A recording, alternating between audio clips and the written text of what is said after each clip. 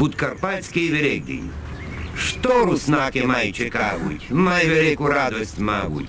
Сядки се великодні, шор такий, шотки голодні. На Великдень ся допадуть, по синушню й за стул сядуть. Май смачноє на столі, що їдять лем королі.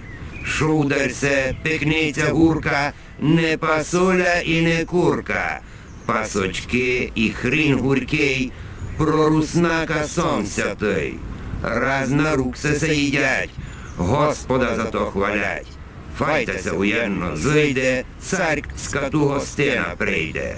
Поза довгого говіння славлять Христа Воскресіння. Радуються і смакують, так добрися рідко чують. Божий дар смачно їдять, п'ють, співають, говорять, гостять кожного козайде, та ніж гостям все се найде. Понеділок, а й уторок, хоть тріє, а най хоть 40, зрана прийдуть поливати, гоститися загуряти, вода згорняти з відра, залє хижу півдвора.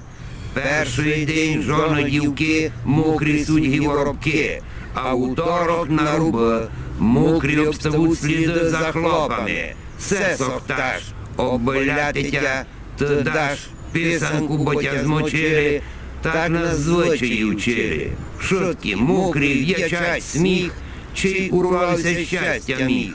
Май веселе се сято, в краю бавляться проклято. Христос воскрес!